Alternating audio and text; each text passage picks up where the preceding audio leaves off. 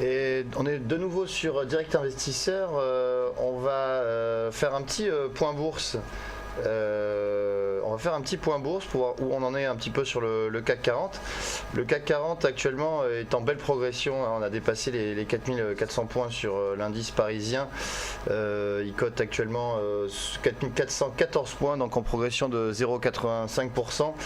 On a du côté des valeurs, on a donc Total, voilà, Total qui est la plus forte hausse du CAC 40 et qui prend 2,72%. Ceci expliquant donc la belle progression sur le CAC 40 puisque Total est repassé deuxième pondération du CAC 40 hier derrière Sanofi. Ceci étant, on a un beau retour des valeurs pétrolières avec un pétrole qui s'est stabilisé ce matin et hier. Hier le pétrole a pris plus de 3%, notamment pour le Brent. Le Brent a pris hier exactement 3,41%, donc belle reprise du pétrole et donc les valeurs pétrolières se reprennent largement. On va accueillir tout de suite Pierre Verret, analyste marché chez YouTrading. Bonjour Pierre.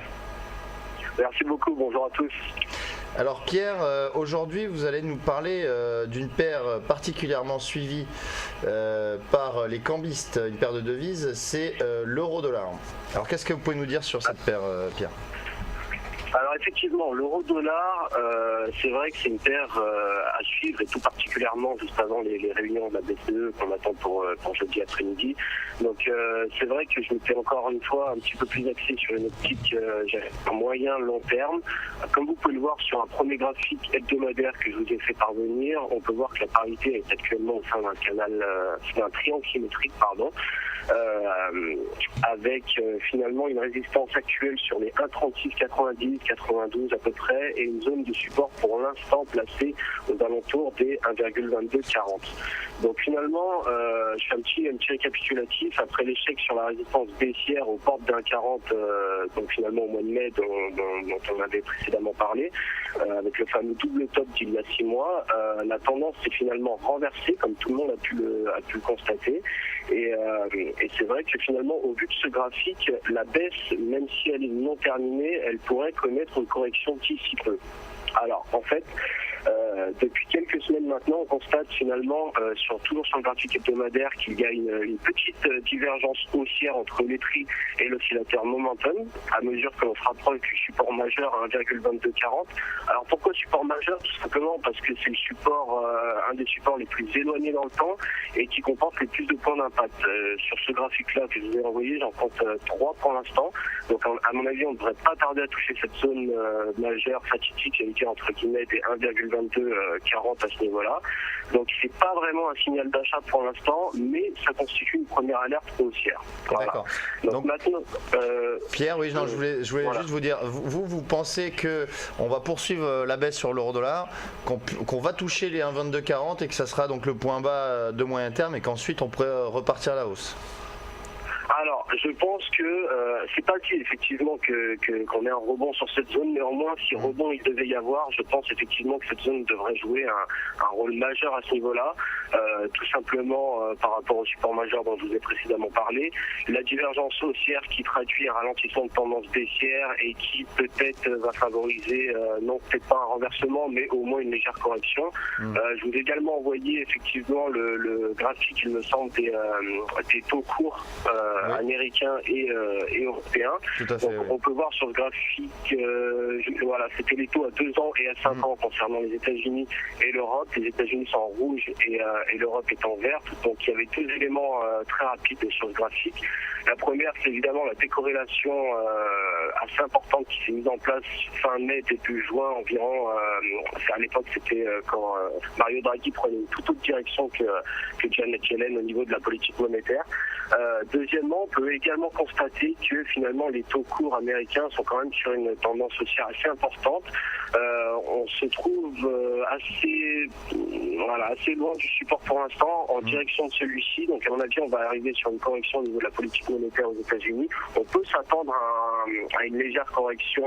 J'aime pas trop parler de renversement encore pour l'instant, mais une légère correction sur les taux courts européens. Donc ça, on en saura plus dès jeudi à 13h45, il me semble. Maintenant, si vous le voulez bien, on va très vite passer sur un graphique journalier cette fois, pour plus de détails. Donc cette fois, j'essaie de donner un scénario un peu plus précis. Donc là, ça va vraiment être mon opinion, le scénario que j'attends à ce niveau-là. Donc comme vous pouvez le voir, on est actuellement dans une figure chartiste de biseau descendant, qui, comme chacun le sait, peut constituer une figure de renversement dès lors qu'il est placé au fond d'une tendance baissière. On peut voir aussi très nettement la divergence dont je vous parlais tout à l'heure entre les prix et l'oscillateur momentum. Donc moi, personnellement, je pense qu'on devrait aller toucher les 1,2240 dans un premier temps. Peut-être une petite stabilisation juste avant au niveau des 1,2365, mais à mon avis, on devrait ensuite peut-être rebondir. Donc là encore, ça reste de l'incertitude, étant donné que la BCE arrive dès jeudi.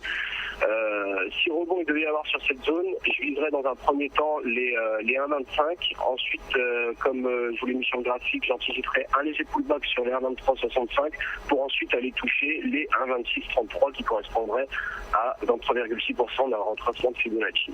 Voilà. Donc ça, c'est vraiment pour mon scénario, mais c'est de l'anticipation encore pour l'instant. D'accord, donc pour résumer, Pierre, un petit peu ce que vous venez de nous annoncer, vous voyez, donc effectivement on est dans un biseau descendant depuis plusieurs semaines actuellement, et donc là vous pouvez, donc vous anticipez une baisse de l'euro-dollar vers le support majeur qui pourrait être dû notamment au discours de Mario Draghi jeudi, qui interviendra donc jeudi à 14h30, et puis peut-être le début, donc comme vous avez dit, c'est pas un renversement de tendance, mais le début d'une correction de l'euro-dollar et du dollar justement vers donc les 23%, les 23,6% de Fibonacci à 1,2633. C'est vrai que j'aime pas parler de renversement à ce niveau-là parce que bon, là j'ai pas trop le temps de parler du dollar index par exemple qui est sur une tendance haussière assez importante. On a cassé pas mal de résistances dernièrement.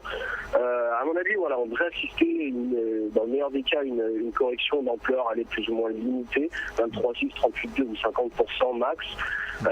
Souvent une légère consolidation, j'allais dire, sur cette zone des 1,2240 pour ensuite peut-être aller poursuivre la baisse. Je rappelle quand même que Goldman Sachs, par exemple, prévoit un euro-dollar en 2017 à 1. Donc finalement, voilà, tout porte à croire.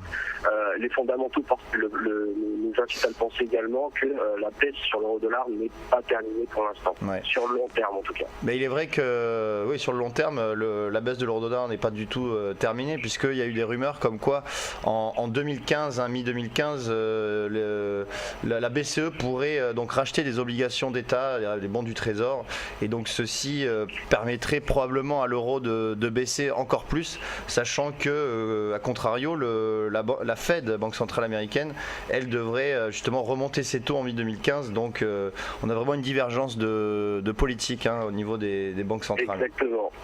Exactement, ouais. Donc la baisse n'est sûrement pas terminée pour l'euro-dollar.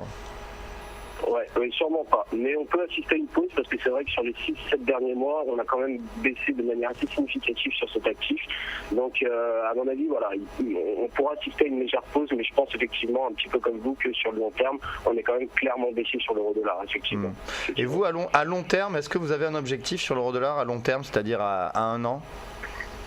Alors, sur le long terme, alors à un an, c'est plus compliqué, ça va vraiment... Pardon ? C'est plus compliqué d'avoir un réel objectif, mais mouillez-vous un petit peu, Pierre.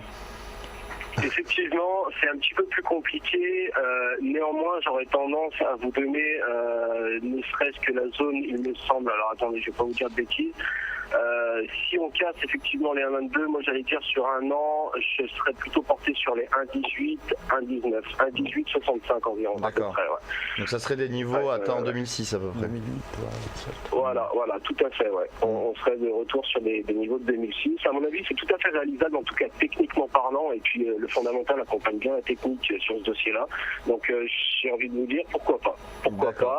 De toute façon, la baisse est loin d'être terminée, comme on l'a précédemment évoqué, donc à mon avis, c'est réaliste. Très bien Pierre, je vous remercie pour votre analyse et on vous retrouvera donc lundi prochain pour de nouveaux commentaires sur les devises.